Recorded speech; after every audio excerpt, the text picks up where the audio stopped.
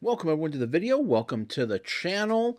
Today is podcast day. So welcome to the podcast. Welcome to the Poor Resellers Almanac podcast. I should point that whole thing out. Little play on words there, a play on Ben Franklin. But got some definitely some things to talk about here. We're gonna look at. I was watching watch a lot of content, or I have it usually just playing in the background while I'm, hanging out, listening stuff. And I was listening to the person is Primo Chemo. I mean, obviously that's their YouTube code name, but said something very interesting, which very relevant, I believe, and very true. So we'll discuss that. We'll talk a little bit about products, things you should be sourcing. We'll look at some what's sold, and let me know. I'm gonna leave the breakdown of fees and everything out of this video, just because it's getting a little redundant. So I'm just gonna leave it out, and maybe I'll pop it up every so often. Let me know if you like it. I'll bring it back. If you don't like it, or if you don't care either way, I'll leave it behind. But we're still gonna talk whiskey, and still have that. What else? Oh, I got some interesting customer interactions today, or not today, just over the course of this week, this first week in March. So, all right, but first, like the video, thumbs up, subscribe, comment down below, and let's go ahead and get a pour going here. What we have today is actually a Kirkland. So this is from Costco. This is the distributor is Alexander Murray and Co. So they're the distributor and they're the bottlers. They use their own label. It's obviously branded Kirkland, Costco. We don't know where this comes from. We know it's an Islay whiskey, so we know it comes from Islay. And as far as what distillery, no clue. A lot of companies, one of the big ones, Johnny Walker, they don't have any. Distilleries, not distilleries. Just whiskey companies or distributors. Johnny Walker does not have any distilleries of their own. They source all their whiskey. And so they're a Scotch whiskey. So they're sourcing all their whiskeys from Scotland. And they're bottling it in Scotland. Because in order for it to be, called a Scotch, it needs to be, produced, bottled, everything in Scotland. You really can't. I don't know if there's any legal recourse. A lot of companies do it, but Japanese whiskey, incredibly similar to Scotch whiskey, but it's not a Scotch whiskey. It's Japanese whiskey, even though they still use 100% barley. The flavors can be spot on, but they can't call it a Scotch. You can use all the same ingredients from a Scotch. This is an island. This is peated. At least I'm pretty sure it's peated. If I remember correctly, it's peated. So what peated means is so they take the peat, which is it's kind of weird if you look it up on YouTube. They're like these blocks of soil, but it's like moss, and it doesn't look good. But they use it to smoke. They burn it, obviously, to smoke the barley prior to distilling it, or getting to the end result here. So it gives it a very unique flavor, very unique smell, very medicinal, in my opinion. So think medicine, think those things from your childhood. Triametic comes to mind for me. Was my I hated my parents. I didn't. Maybe they did have other flavors back in the day. Maybe they didn't. My parents would always get yellow Triametic, and it was the worst. The worst. I hated yellow Triametic. Hated getting sick because I knew we were going to get spoon-fed yellow Triametic. But there's something about the island. Now, when I was really, really young, I did spend a lot of time in the hospital. I've said this before. I suffer from asthma, COPD, but I had really bad asthma when I was very, very young. Kind of grew out of it, came back, grew out of it again. So it as far as what triggers it, or sometimes some people just have it all. They just continually have issues. And when I was very, very little, I had the same issues. And for some reason, and I believe it's due to that, because I did spend I know I spent many, many times in the hospital, and I believe that's what Islay whiskeys that are peated, mind you, because not necessarily. a general, misconception is that all Isla whiskeys are peated, but it's not necessarily the case. There are some Isla whiskeys that are not peated, but peated whiskeys typically come out of Isla.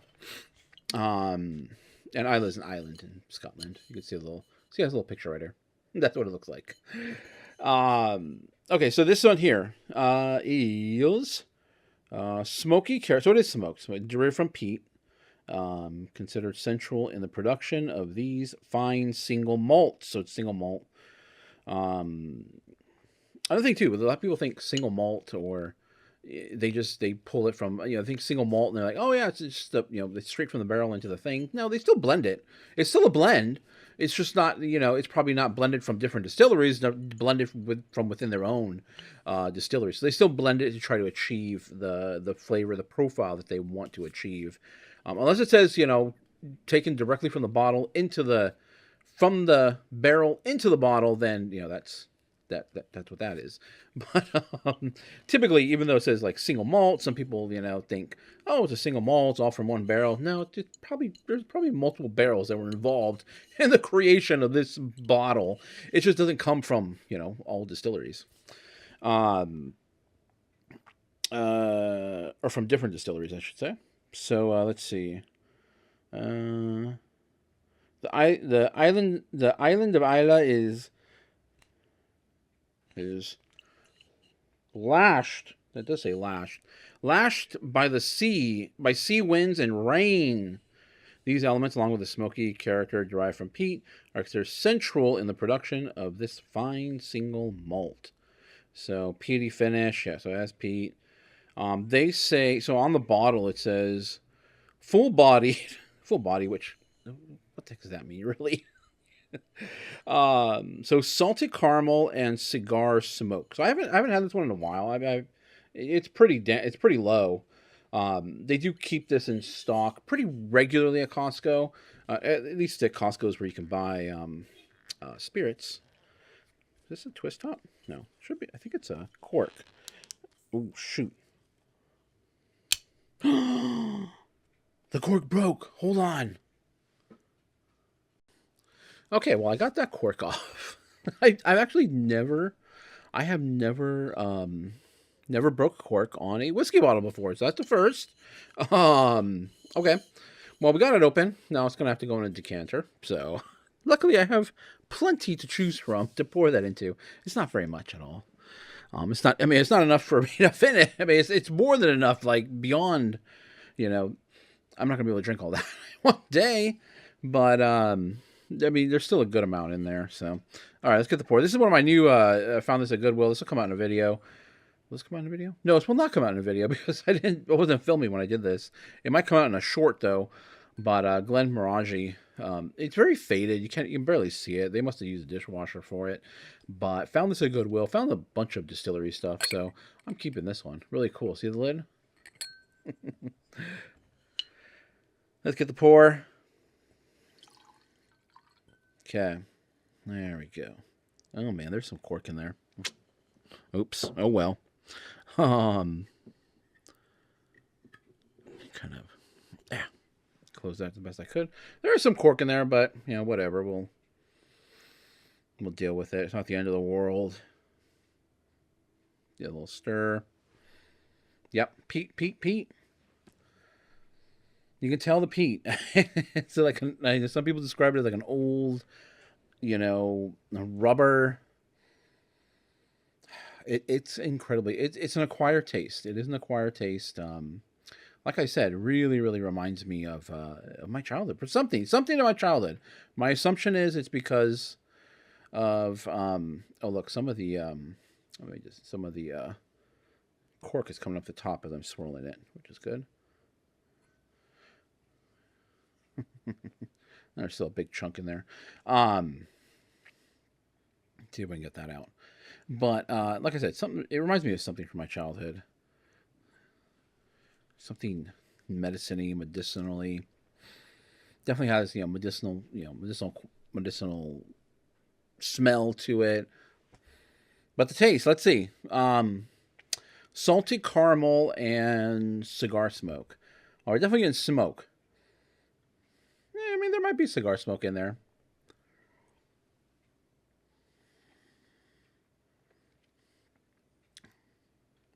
There's definitely some sweetness in there. You kind of get the you know, and a lot of people do get this as a very briny, oceany, saltwater type of smell, type of feeling when you have islas. And I mean, it could be just because that's, you know, it's distilled right there on an island, so just ocean surrounding the whole area. So could definitely take on some of the properties as to where, you know, from where it's made. I like islas. One of my favorites, like I said already. Okay, that's really good. I would like to get that other piece out. I wish I brought a little spoon or something to take that out. But oh well, whatever. Okay, see, I got my little lid to kind of contain all the vapors, so it doesn't evaporate there. It's kind of cool. But let's go ahead and get into the what sold part of the video. We'll knock that out right now. So if you're here just to see what sold, let's do that. And I'll pull up some pictures here. So a few items. I think I did, what is this, 11 items? I think I got 11 cool, unique items. There's a lot of Legos this week. Some pretty obvious stuff. You know, Legos. Yeah, I'm trying to remember what else. Everything kind of blends into one. So again, what I try to do is pool the cool, the unique items, items that you may be passing up, items that you think, that will never sell, but that do sell. Or tough items, items that, you know, where there's no brand name associated with it. It's very, very hard to describe, or items like that. So those are the types of items I try to bring you, because I enjoy selling those things. I enjoy not just the challenge, but it's got to be cool. It's got to be, I'm not going to pick anything up just to challenge myself. I gotta have the feeling that I'm going to be able to sell this item. And yeah, I've had great success in doing that. I also pick up the obvious, like Apple stuff, you know, you know, there's a lot of obvious. Like, what are some of the obvious things I sold? I mean, I already mentioned Legos. Let me just see if I can go through here. You know, purses, purses sell really well. There are different brands that do better than others, but, you know, for the most part, you know, purses do incredibly well. If you can get a great price on purses, you know, you can really do incredible. Oh, actually, I do have a purse featured in here. I see Lego. I mean, VHS. A lot of people talk about Disney stuff, you know, Disney products. We sold license plate holder. We sold some of the antenna toppers, kind of obvious, shoes, Vans. Got some barware going out, backpacks, candlesticks, hat, shirt, Adidas, vintage Adidas satin shirt, button up, NVIDIA glasses, 3D glasses. A lot of stuff that's kind of, you know, in my opinion, just obvious things that you, if it's at a great price, you would be picking it up. So I definitely want to bring those items that might not be that obvious, and, you know, show you how, and show you the title and what I use to get these things sold. I mean, I can't share with you the feeling, like when I'm looking at something, I'll be like, you know I could sell that. I'm going to go ahead and pick that up. I mean, that's kind of, you know, that takes time. That's a trade secret, I guess, with me. I mean, it's kind of hard. I can't give you my brain. So, well, I guess I can share what's in my brain. But okay, let's jump into these what's sold. This was a cool one because I'm a huge, huge Lord of the Rings fan. How do you know it's from Lord of the Rings? Well, on the bottom of it, it said Hobbiton. And, you know, I think I'm pronouncing it right. But that is a place in New Zealand. And if you don't know, Lord of the Rings was filmed in New Zealand. But that's a place that'll do tours of where the movie was filmed. Movies were filmed at. And this mug is from there. So the Green Dragon. So if you see anything Green Dragon, just know that it's more than likely came from Hobbiton, or it's related to Lord of the Rings. And Lord of the Rings has a huge, huge following. By the way, this is not a Glencairn glass, even though it looks like a Glencairn. You know what I mean. It's not. I'm staring at the little cork floating around, trying to get it to get caught up on the side. mean, I don't want to dip. I guess it's alcohol. I could dip my whole finger in there. Oh, by the way, this is 50% alcohol, so we got 100 proof, which is above average for Scotch. Scotch is typically at 40%. So this mug was really, really cool. I do believe this is in a video. I'm not 100% sure. So when I first saw it, I didn't recognize it initially. And then I had to look up the Hobbit tin. When I saw Hobbit tin, I was like, Hobbit? That's kind of, strange. And then I just quickly looked up the word, and sure enough, after that, I knew exactly what it was. So really, really cool. But what caught me was how well made it is, how the craftsmanship that went into this. It looks, just like a unique individual piece, kind of like the Denim mugs, which are just really cool, well made mugs. It's not just your typical go to Target type of mug, and that's what drew me into it. Then Green Dragon. It kind of looks like an O. It looks like Green Oregon, but it's not. It's a D. It's a dragon. Really, really cool. What did it sell for? $34.54, and that's why I want to feature. These are also the items I want to show you. Those items that go above, the average when it comes to something like a mug or a hat. Because those, a mug going for $34. That's a little wild in the mug world, in the mug space, because mugs typically don't go for that much at all. They go for below $10, on average. So 15 is probably is a good price to get for a mug. $20. Now we're starting to look above average. This is, way above average in my opinion. There are some that go for a lot more as well too, a little bit more rarer, but this was a really cool find. Just look, Green Dragon. If you see anything Green Dragon, just know it's more than likely going to be from The Lord of the Rings or associated with The Lord of the Rings.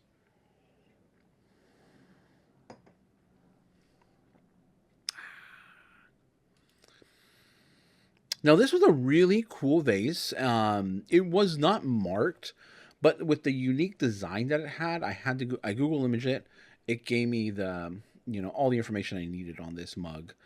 And it took a few months to sell. Didn't sell very, very quickly, but it took a few months. $30 even is what it sold for. Oh, the mug, the shipping. I didn't say that. The mug was $7.67 on the shipping.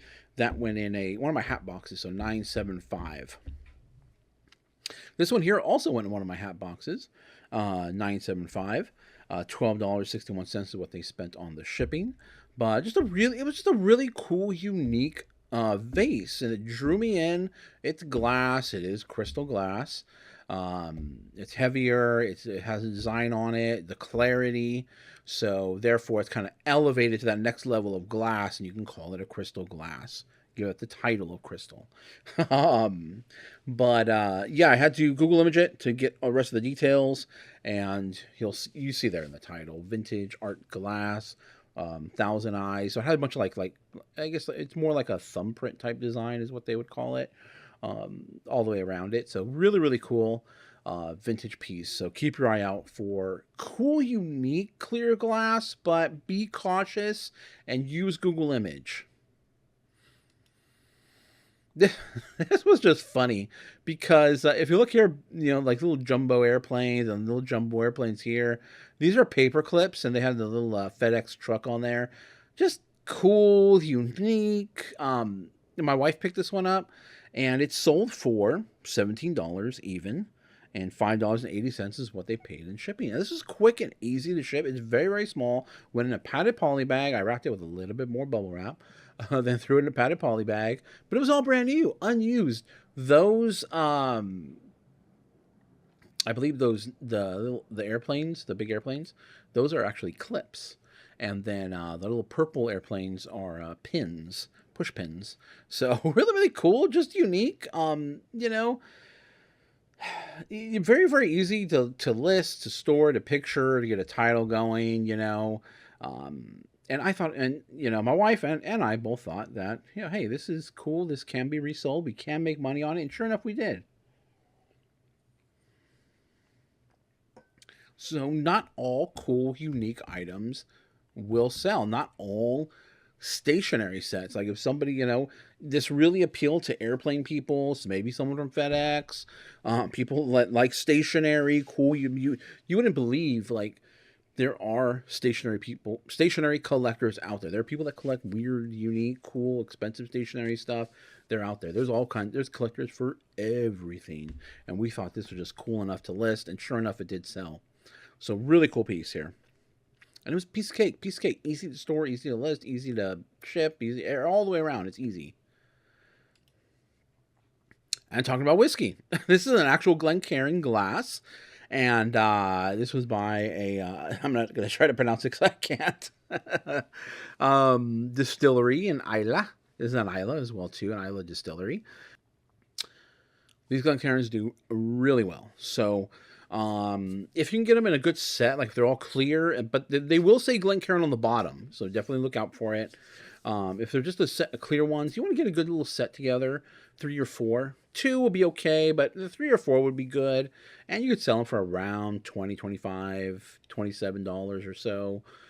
These single ones definitely will need something else behind it, and this was obviously associated with a distillery, and this sold within about 10 hours after I listed it. And it's not going to sell for much. It was $14.46, and this went in a small little 6x6x6 box. $6.84 is what they paid in shipping. But they will sell quick if you got a nice distillery behind it. They don't all, like I have one right now, which has been sitting for a few months, and it was associated with some sort of event, some sort of live show. So it said Whiskey Live on it.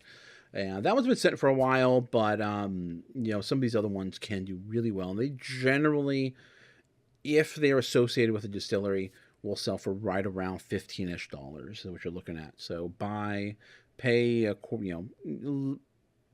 less than $5, 4, 3, 2, 1, or less if you can. These are coins, and these are not just any coins. They're from Intel, and my assumption is, because I really don't know what they were used for, but, actually, I'm sorry. It does say recognition on there, so I'm assuming you would have had to have done something like been on time for a whole month, and then they give you coins, I guess, to spend at an Intel store, maybe? I don't know exactly, but I do know that some companies, I know the hospital I worked at, they used to earn bucks, and then you could spend them on company merch. So I'm assuming that's the same thing here. But this is not new. This is old. They don't do this anymore. So I got a huge jar just full of these. And I've been selling them. And they've been selling it in lots of 5. And I decided to sell them in lots of 5. And they're selling for $7.21 per lot. That's what the lot is. So, I do have offers open, so some people can offer me less if they want to. And I just have so many that I got these at the flea market, got them in a big old bundle that we've already made our money back. And, then every time you sell, it's just a little bit more icing on the cake. So really cool item, easy to store, easy to list. The hardest part was counting them all out. Seeing how many were there. And there was a lot in that, big old jar full of them. A big old jar full of these coins. And it's cool, it's right up my alley. Intel. I picked up, no, it's not here, but I picked up an Intel travel mug just recently. I'm into tech. I'm a tech guy. I love tech. I've been involved in tech probably my whole life. So Intel, right up my alley. Piece of cake. If you can get it cheap, don't be spending too much. Don't be spending like, $1 or $2 on 5 of them. You want to get a giant lot of these things. If you can't find them, Chuck E. Cheese coins do really well. Chuck E. Cheese tokens, tokens from yesteryear is what you're looking out for here. And you can't pay too much because they're not going to go for that much. There are some, like in every category, that can be just wildly out of control, as far as how much you're going to get for on the profit, but not these. So I'll make a little bit here and there, and we'll continue to make a little bit here and there for, I don't know. There's a lot of them. So it's gonna take a while for them all to sell out. And then we just went in a small padded poly mailer.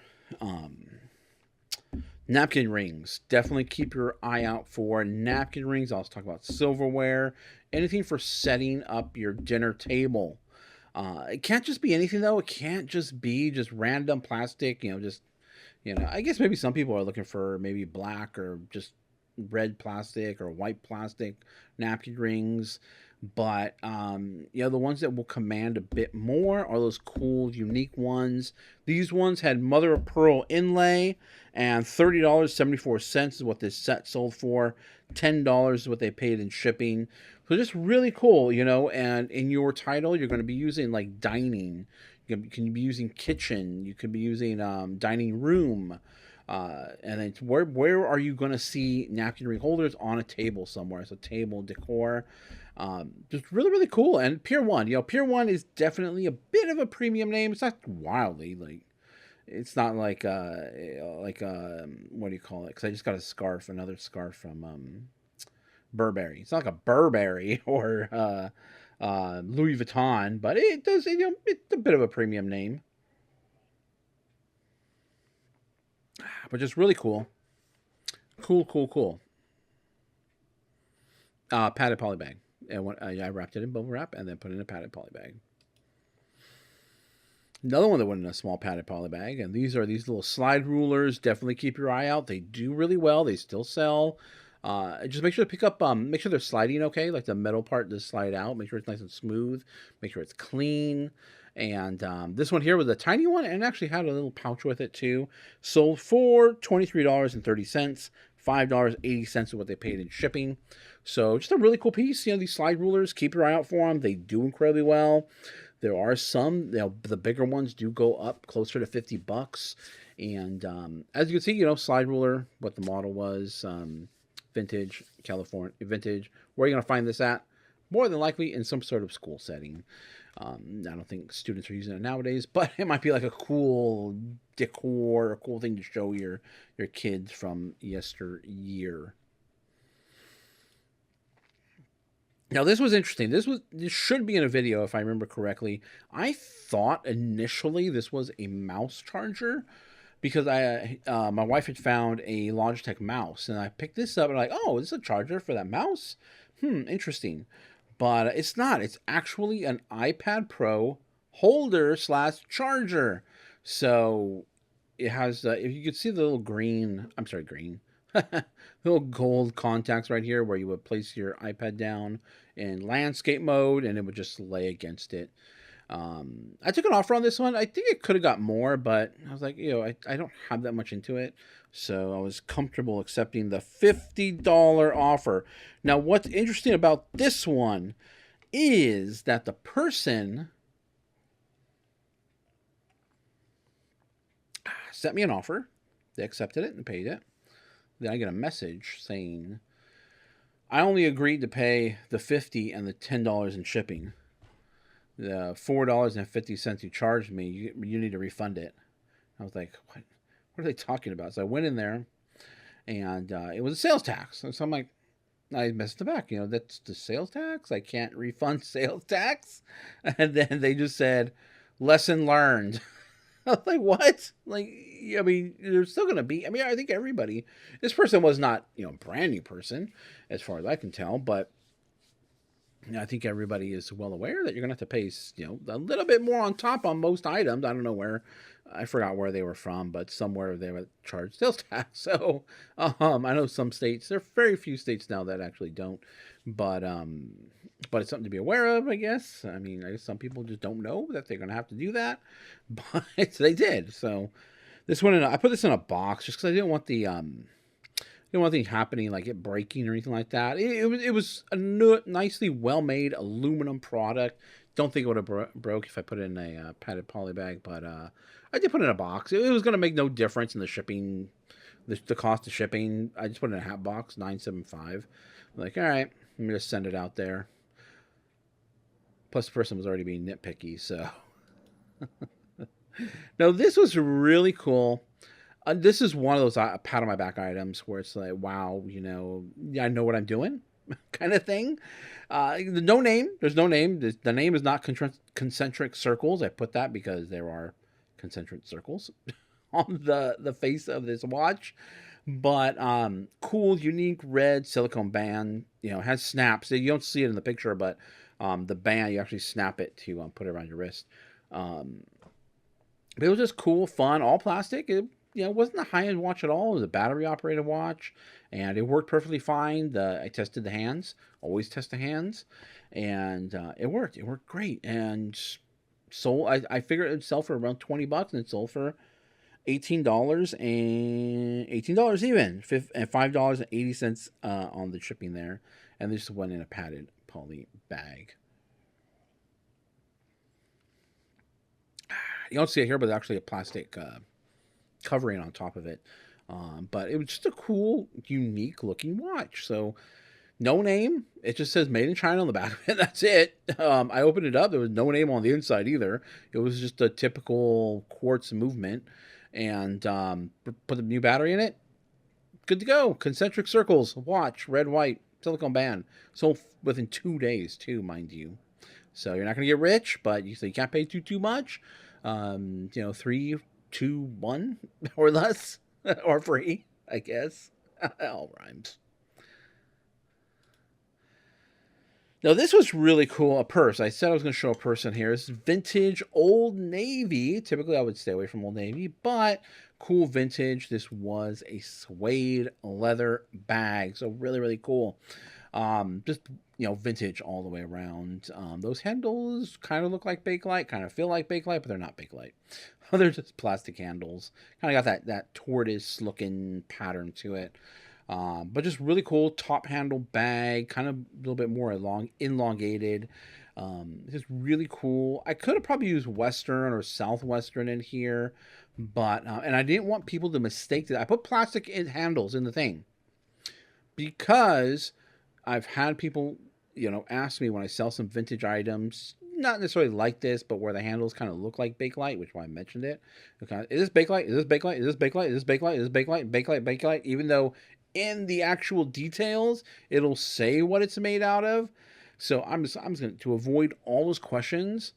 Whenever I see something that may look similar to Bakelite, I'll put, or looks similar to Bakelite but is not Bakelite, I'll put plastic or acrylic, or I'll use the actual name. I don't think these things are just plastic, and so that's why I put that in there. Typically I would not put plastic in the title, but to avoid a billion questions, I put it in the title. So really, really cool handbag, leather. Typically I would put a women's bag in here, but I didn't have any room. So Y2K, it's vintage, it's old, it's cool, and it got sold. It sold for $20 even. We're all the way down already. $6.53 is what they paid in shipping. This went in a padded poly bag. I did put a little bit of bubble wrap just to protect the handles, and then put it in a poly bag, and it's on its way. Really cool purse. This next one here sold really fast, within about a couple hours. I don't think I underpriced it, because I think I was kind of right on like where it would sell at. There was a recent comp of $74, but that was the highest. That was the highest I found. All of them kind of fell around the $50-ish range. Sold for $55.79. They paid $13.22 in shipping. But just something to keep your eye out for. I didn't initially know that this was going to be worth it. I picked it up because it's a cast metal of some kind. It's just a mixed metal. Probably a metal alloy. Which is what metal alloy means. The alloy means it's just a mixture of other metals. It's not aluminum. It's not light. It does have some weight to it. Really cool. So Pittman and Dreiser, no, Dre. I'm not going to attempt to do that, but it's a punch bowl holder. It holds probably a glass punch bowl, I'm assuming, and cast metal. So if it has been casted, I will put cast in there. Cast metal, cast aluminum, cast brass. You can pretty much cast almost any type of metal. Made in the USA, silver tone. Really cool. Sold incredibly fast. This went in a box. I actually had a box that was able to fit this because this was just about 10 inches all the way around. And so I had a box that was 11 by 11. I just had to fold down the sides. So it fit perfectly after I folded a little bit of extra on the fold. So I just snipped it off and sent it on its way. So piece of cake. Really cool item. Keep her out for it. It sells incredibly fast. You might be able to get a little bit more for it. I didn't think I could. I thought 55 was pretty fair. Um, but maybe there are confirmed comps up around 75-ish dollars. So you could probably hold out and get a little bit more. But I was happy with the price. All right, I'm going to stop it here while we adjust for just discussion. For the discussion. Okay, so I also took this moment to remove the rest of the cork out of there because it was bothering me. So very very good. Not super heavily peated. So if if someone is interested, it's not the incredibly peated. It still has still heavy in the peat. There are some that are very very lightly peated, even more than this one. But I've had some pretty strongly peated ones as well too, and it just like smacks you in the face. If you're not ready for it, it smacks you across the face. Okay, so the first thing I kind of wanted to talk about. So I listen across the YouTube world, and sometimes I get ideas as to what to discuss here or talk about. And so I was listening to Primo Chemo's live. He does primarily live shows, and watching was most recent ones. He is not on there every day, but interesting character. I do enjoy listening, and he said something. So he made a statement. People, and by people he's referring YouTube resellers, were using eBay to build their YouTube business. And so I think a lot of what you see out there as far as resellers go, they went with. I think they started with the intention of, I resell on eBay. I'll take people along. I don't know who started the whole thing. I was completely unaware of this, prior to, I don't even know where, a few years ago. I was completely unaware to the community of resellers on YouTube that it was even a thing because nothing was really recommended to me. It wasn't something I was necessarily watching. It's something I was doing, but I wasn't necessarily watching it. Didn't really think that it was I don't know, I guess I didn't really hit the record button and all because I didn't necessarily think it was that interesting. And the way I sourced back then was online sourcing, so kind of it'd be kind of boring. So as opposed to going out to stores, going out to estate sales, garage sales, and all that. And so people brought them along for the journey, and what they ended up doing was kind of leveraging what they did reselling primarily on eBay, and they were able to turn that into a YouTube business, basically a entertainment, turn that into entertainment and make a good living, a good amount of money. Now, not every it's not a crazy amount of money, especially in the beginning. It's not like, wow, oh my god, life altering, but some have turned what they were doing with eBay and reselling into more of a social media type of business. And you'll hear a lot of them. You hear a lot of them, mentioned. They're not lying or keeping it a secret that eBay is their part-time. And they might have several different part-times that make up a whole time. So, but many of them do state, eBay is part-time for them, and they focus on social media because, that's where they make the bulk of their income. Either way, no matter whether you're doing social media or eBay or anything, it's going to be an up and down roller coaster. There's no way around that. But you can help to hedge everything by splitting things up into different part-times. Because obviously, if you're doing full-time in one thing, you're taking away time from something else. And so if you have several different things you enjoy doing, well, the best thing to do is kind of split them up. Not do multitasking. And a real quick side note on multitasking, there have been studies done, and humans, we're not wired to multitask. Our brains aren't wired. People think, you always hear about that, or if you ever interviewed anybody, or I can multitask, I can do this, I can do that. I'm like, or people say, you should multitask. It's not.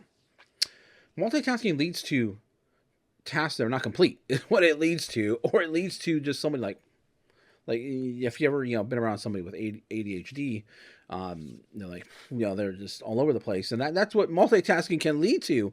So really what you should be doing is taking on a task, completing it, moving on to the next one, completing it, moving on to the next one. Maybe you're just moving so fast it looks like multitasking, but really you take on a task, you work that task all the way till it's done, and then you move on to the next one, and then so on and so on. Instead of trying to take on all those tasks at once, and then you don't complete any of them. Maybe you only complete one of them.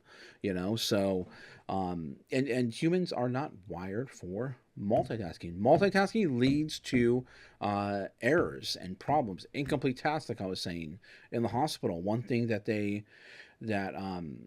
specifically in surgery that was, at least the hospital I work for, um, eliminating the whole multitasking during surgery, because that was leading to inefficiencies, and potential problems, things that occur that should not be occurring in surgery.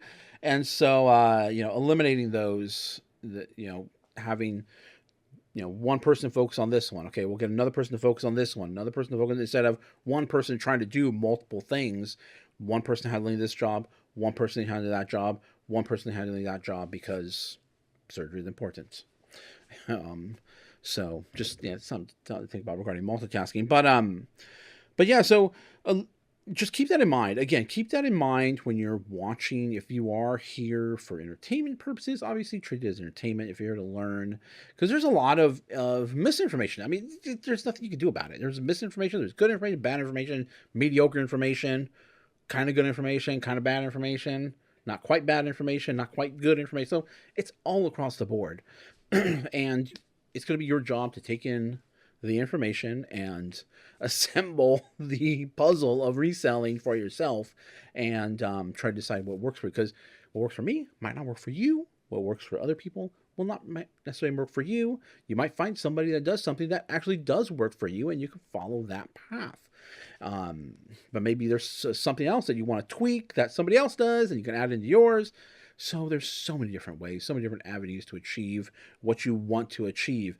And just be aware that a lot of people here, as that was stated by Primo Chemo, people were using eBay to build their YouTube business. So just be aware of that. Some people are more into the social media side of things than they are in actual reselling, or whatever. It could be whatever. We're primarily focused on reselling here. That they may be more focused on social media than they are on reselling. So you may be thinking to yourself, oh, I'll buy this, I'll buy that, I'll buy this. When in actuality, you shouldn't be doing that, because they have a different way. Maybe they have they're on other platforms. It's going to lead into my conversation regarding other platforms, which I didn't write down to discuss, but I did want to talk about it. So their success on social media has led to success in selling on other platforms. Not necessarily eBay. Some of them have their eBay store linked, and they get sales through their viewers. But I'll tell you, it's not very much. It wouldn't be. It does translate to some sales, which is good. But companies like Whatnot have come around to kind of capitalize on the fact that there are social media influencers that have a following that they can bring to their platform. And what does Whatnot want to do? Make money off these people. Then social media influencers, they kind of incentivize them to bring their crowd over here and bring their following over here, so that way everybody can kind of make some money off the consumer. And then recently, it is District, but not really District. District is kind of like a Shopify.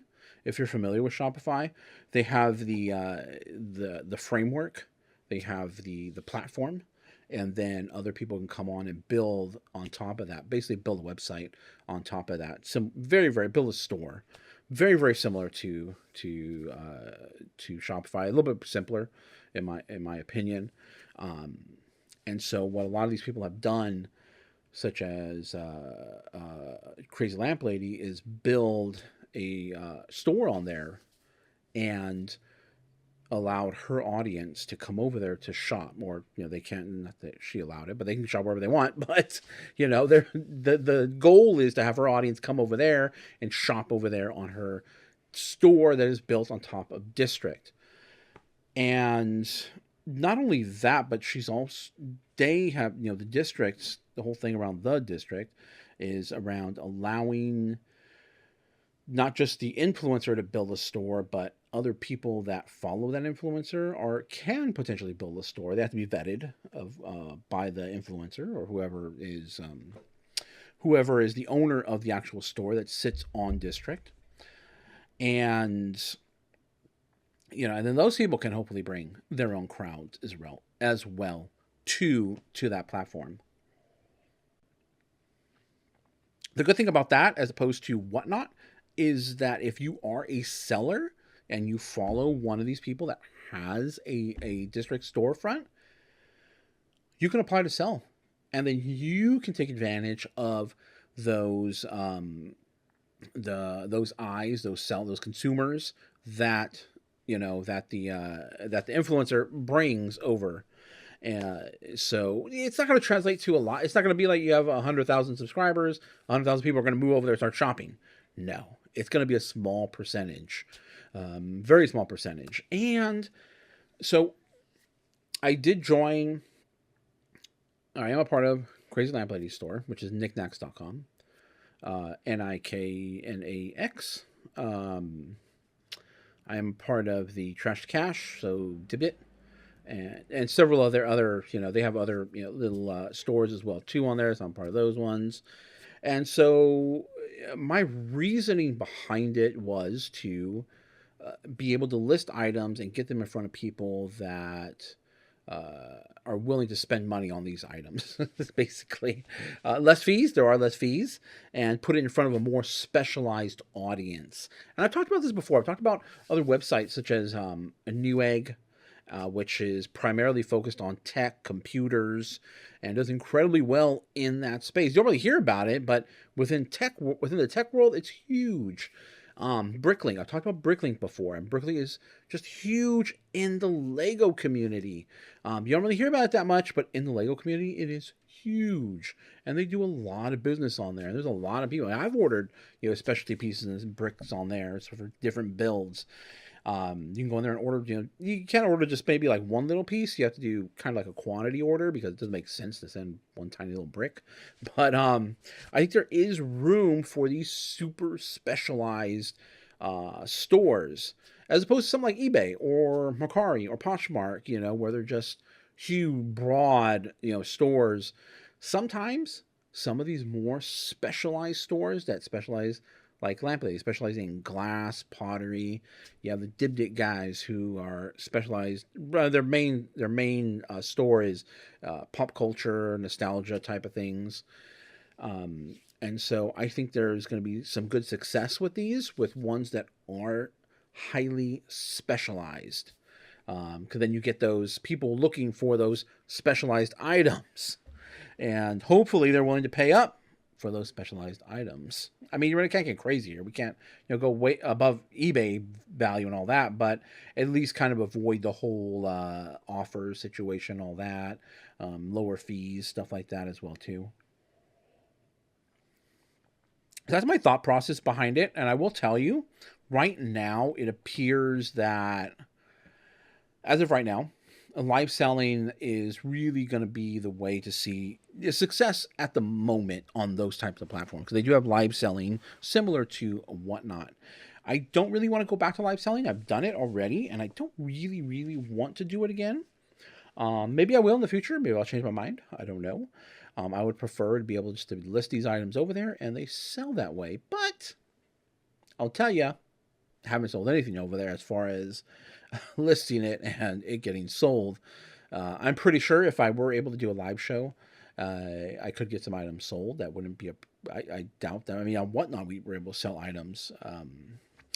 But I just don't source in a manner for live selling. You really have to really change the whole way you source.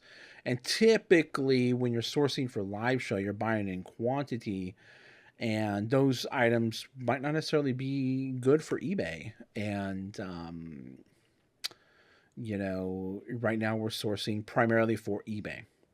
So that's what we're doing. That's what we're up to. Those are my thoughts on that. And then yes, I want to talk about. So we kind of briefly touched on one during the what sold, but I did have a couple other sellers. Like someone reached out, and I sent them a. What did I send them? I sent them a purse, and the purse is blue. It's clearly blue, and they said, "No, this is green." So they sent it back. So what you need to do, it's clearly blue in the picture. Oh, am I talking with this thing up here? I got to take that down. Man, I don't even know when that appeared. I wasn't even paying attention to that. I'm trying to look at the camera more, so I'm not going to edit it out, but I'm just going to leave it at this point because I've been talking for a bit. I'm just going to stare. I've been trying to stare at the camera, so not so much focusing on the screen. I completely missed. I completely missed that. Oh well. So they open up return saying the item not as described. Now, typically, I think what people would do is just, as soon as they get the item back, you refund them. But you don't really want that to be hanging around on your, on your eBay store, a ding on your eBay store that the item is not as described. You want to go in there and file a dispute. And if you go in there to the return, there is a way to file a dispute. You can even report the buyer as well too. I don't know if the dispute, because you could say there was a problem with it, and then put in there that you don't agree with the reasoning, and then send it on its way. Don't really know if that does anything, but eBay may potentially give you your shipping money back. But I unfortunately I don't really pay attention to when, because it could take several weeks. So if they do, it's like $5 or something like that. So I'm not really.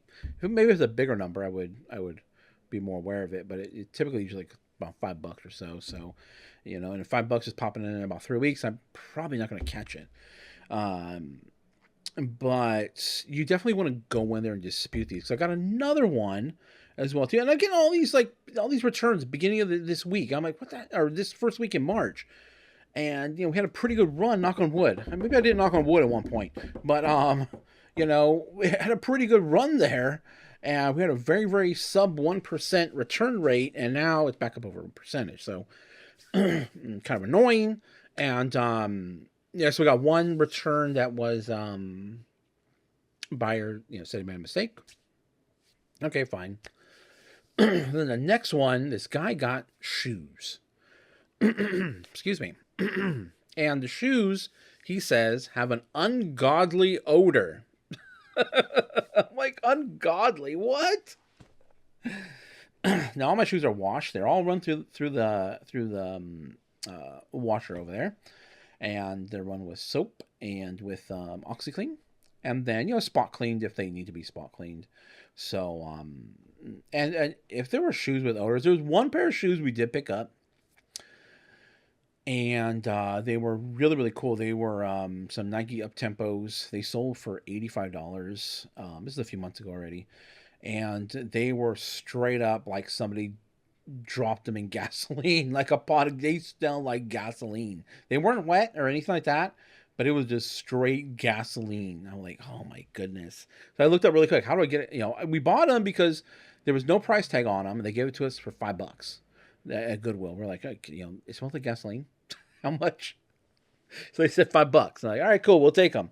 And I'll figure out what to do with them after that. If I just have to throw them away, I have to throw them away. But I discovered, thanks to Google, we didn't have this back in the day. We didn't know, how do we figure out how to do things back in the day? I don't know. The Encyclopedia Britannica, if you had one of those. So according to Google, you soak it in vinegar. And so that's what I did. I filled up a bucket, half vinegar, half water. I forget. I think you're supposed to do less vinegar, but I did half vinegar, half water. Then I dropped the shoe in there and just let it sit there for several hours. And what do you know? The smell came out. So That was pretty cool. So, if there is any smell on any shoes, first and foremost, I'm not buying them. If there's any like strong odors, ungodly odors, I'm not going to buy them. And then if for some reason they develop an odor after the fact, I will smell that. I have a pretty sensitive nose to these things, and I will catch it if I'm shipping it out. These things do not smell. These things were practically brand new. No idea what this person's talking about.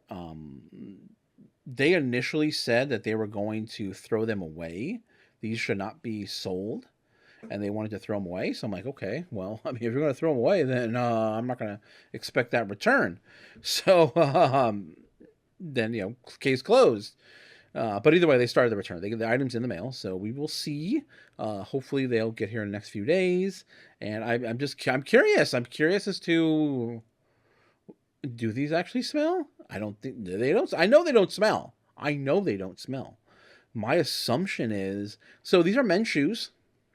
They were men's shoes, and they were a hot pink, and they were small too. They weren't a big size. They were 7.5.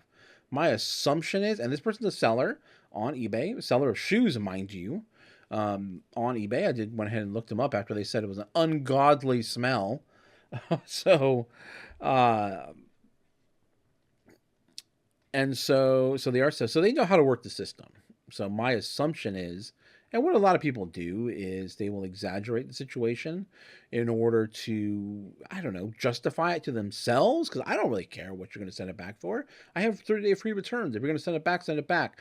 Even if you're going to falsely claim, anything, you can just send it back. You don't have to get out of hand and say there's an ungodly odor. And you want to do a long explanation as to why I shouldn't be selling these and da da da da. And the person he apologized at first. I must apologize and da da da da. I'm like, just send them back. You don't have to write this long old thing. Just send them back. And so either way, we expect to get those back in the mail. I will share maybe in a short or something, depending on when I get it, what the deal is. Maybe he stunk them up. I don't know. Maybe he's a scammer. I don't know. He appears to have his own eBay store. So we shall see soon, or maybe swapping them out with something else. We will see. Then last thing here is items that you should be picking up. Where are we at? In a strategy that you can use, and that is evergreen items. Not a big word, but a word in retail. Evergreen items are items that sell all the time, sell year round. Now, if you look it up online, you'll see, which I did. I was like, okay, well, let me just see what it says online. If somebody Googles it, what does it give them? And it tells them clothing, electronics, kitchen, travel. So many things that pretty generic categories. And so if you were just to take it at face value, you'll be, all right, clothes, I'll just start buying clothes, just start throwing clothes up on eBay. Well, unless you're doing an incredible amount of volume, you're not really going to gain too much traction. And I've talked about this before, and we looked at that trending calendar in the last video, and you kind of saw where and when certain types of clothing will start to peak in sales, that is. And you saw, obviously you're just following the season. When it comes to clothing, you're following the seasons. You still got to look out for great brands.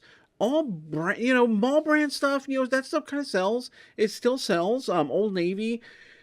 The problem is that you're not going to be able to sell it for very much. The other problem with evergreen items is a lot of competition. There's usually a lot of competition. Now, competition not just on eBay, but competition to get the items. And then obviously you got to fight the competition on eBay with that. And then everybody's going to start to, the price, kind of like price wars, when there's so much of something on there, starts to drive the price down. And, that's what you're going to find. That's what you're going to encounter with evergreen items. You got to find a source, though. You're going to have to find a source and a consistent source, because if you're doing it right, sourcing the right items that are going to sell year round, then technically, and then some of those items are consumables, so they end up just someone takes it all in. Vitamins or makeup. It gets used, then they're moving on. They're gonna buy something. They need to buy more. And finding a reliable source is going to be incredibly challenging, difficult. And it's one of the reasons why a lot of people, and you'll hear a lot of people talk about it, we've had such great success selling, this type of item, and, you need to sell this too, but I'm not going to tell you how I got it, because they're protecting their source. They're protecting their source of money, their source of income. They're protecting. They don't want any more competition in there. They probably already have competition they're dealing with, because selling evergreen items is pretty much is very highly competitive. I mean, look at Walmart, Target constantly competing against each other. Other than Ulta coming in the mix with the makeup, and they're competing with Target, and so everybody's competing. And then you're going to throw your hat into the ring with maybe makeup or clothes or whatever. So there's a big challenge in that arena of finding items that will sell consistently throughout the year. Now, there are items, and you hear me mention this, that will sell consistently throughout the year, but you're not going to find out and about. I always try to look for those items that you're not going to find at Target, you're not going to find it at Walmart, you're not going to, things like that used to be Toys R Us exclusives, vintage pieces, items that you're going to have to go online to find. Maybe you can find replicas out there, but you're not going to be able to find the legitimate original type of item. So that's what I like to do. I'm trying to find the items that will sell year round and try to minimize my competition. Not so much online, because there's going to be a lot of people on eBay. eBay is a huge marketplace, and there will be people on there that will have the same items as me. But I want to try to find items that no one can just go down to Target and pick up, because if you do start to sell those items, and don't get me wrong, you can make some great money in there. Just make sure that you're buying at the right price, and because companies like Walmart and Target, they can go probably as low. They can lose money. Costco loses money on a lot of evergreen items. They lose money on toilet paper. They lose money on paper towels. They lose money on food, like hot dogs. I'm talking about, like, not necessarily like the food that you buy in bulk, but like the food at the food court. Hot dogs, pizza. They're losing money on all that stuff. Why are they losing money? Why would anyone want to lose money? Well, they're making a lot more money with all the other items that they're selling in their store, and they're drawing you in. They're drawing you. Why is the toilet paper such a great deal at Costco? Because they're losing money on it. It's not a money maker at all. But you have to walk the gauntlet of Costco to get to it, because it's always all the way in the back. There's a reason why it's all the way in the back, because they want you to walk through the whole store and be, oh, look at that, look at that, look at that, look at that, look at that, and pick stuff up.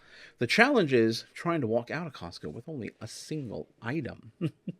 So all these companies, they know all this, they know strategy, they know, they have people that are experts in human behavior, and they will lay out the store accordingly. Now, we don't have the luxury of a brick and mortar store to have someone walk through, so we have a little bit more of a challenge. So we have to compete in hopefully offering the best service. Sometimes that's not even the case. Sometimes you can have poor service, but you have the best price. So there's so many things to think about. And that's one of the reasons why a lot of people, once they, when a lot of people jump into anything, it doesn't matter what it is, the hottest thing, oh, that's the hottest thing right now. I remember, when I was snowboarding, beginning of the year, beginning of the season, you're going to see, it's just like at the gym, beginning of the, January, you're going to see all kinds of people like gun ho, like, all right, we're going to go, go, go, go, go. And then what happens? 20% drop off one day or 1 week, then another 40%, then another 20%, then eventually it's just the usuals.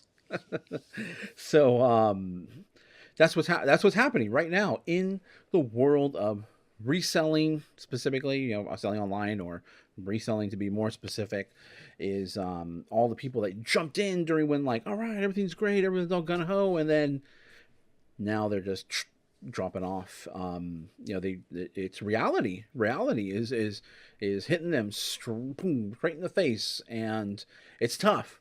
It's tough, and these are all the things that we have to deal with to be successful. These are all the challenges we have to do.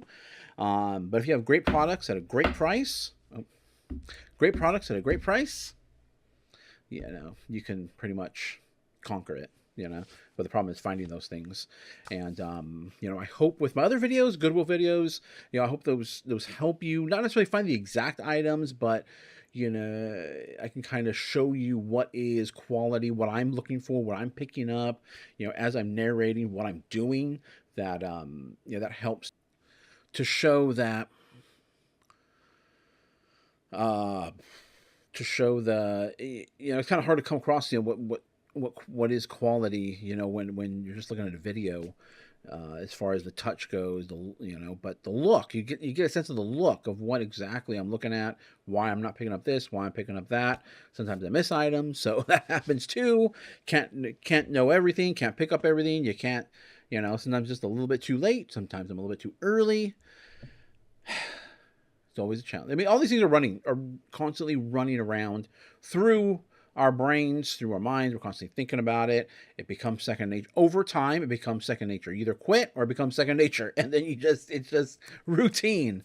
All right, I've talked enough in this video. That is it. I gotta go put this whiskey inside a decanter. Don't want it to evaporate. I won't be able to. Yeah, that's quite a bit left. I was going to say, like, oh, maybe I could, well, I looked at it and I'm like, I'll wake up with a headache if I drink that much.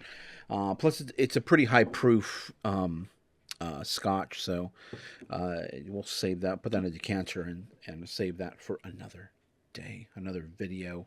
But thank you for watching. And I hope everyone out there enjoys this content. If you enjoy this side, you know, I kind of feel like I want to get my talking points across. I kind of want to talk about what sold. But the, you know, the Goodwill videos, those are fun. Those are fun for me. That is all fun for me. And I hope you enjoy the Goodwill videos, going out and about and shopping. And, you know, the Goodwills in our area are always usually pretty good. There's always some great items to find. And I love the hunt. I mean, who doesn't love the hunt? The shopping is the best part. So, retail therapy. All right. See you in the next video. Hey, you've made it to the end. Thank you guys for watching. If you enjoyed this content, please like the video by hitting the thumbs up. Subscribe to the channel by hitting my little round icon down below. It really does help us out here. Also, you'll find a couple of selections. You'll see a playlist of videos to watch and my most recent video that I did upload.